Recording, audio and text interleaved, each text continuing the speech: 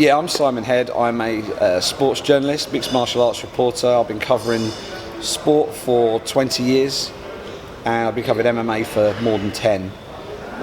Largely in the UK, but more recently I've been able to sort of travel the world covering some of the biggest shows in the world. And I'm here in Abu Dhabi this week as a young journalist mentor for IMMAF, the International Mixed Martial Arts Federation. Yeah, IMMAF is the International Mixed Martial Arts Federation. It is the global governing body of amateur mixed martial arts.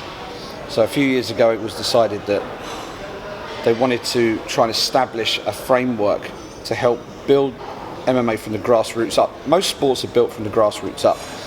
MMA kind of has grown from the top down, which is a bit weird, but the idea behind the IMMAF is to basically get Olympic recognition for the sport to eventually become part of the Olympic Games. And there's a lot of hoops that need to be jumped through. Recognition for the sport, legitimacy. They've got to win over a lot of people who either don't like the sport, don't understand the sport, feel threatened by the sport.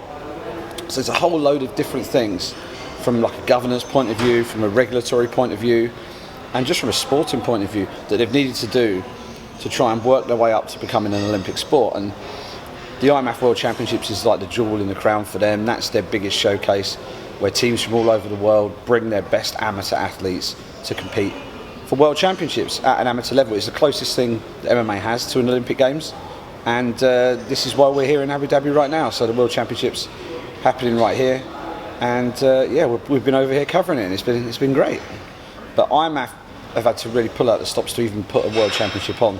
They were scheduled to do a show for the World Championships last year, late last year, November time I think, in Kazakhstan.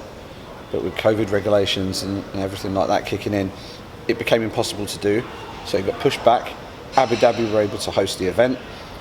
It's an enormous undertaking to host an event like this. Alistair Pettit, who oversees all of that for IMMAF, has done an incredible job. We've got fighters staying across 3 different hotels. Everybody's bubbled up.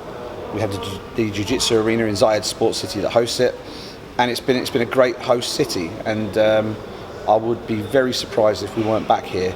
I think the juniors, they've just done a deal for the Junior World Championships to be here in Abu Dhabi regularly moving forward.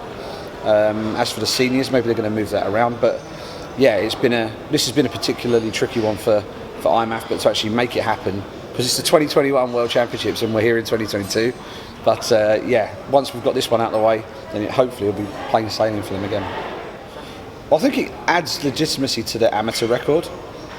You see a lot of fighters when they turn pro, especially you look at a site like Tapology, that is the site of record for fighters. And a lot of fighters will have extensive amateur records.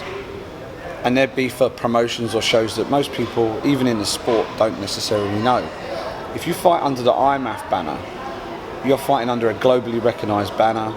There are strictly imposed regulations and rules that teams and fighters have to follow.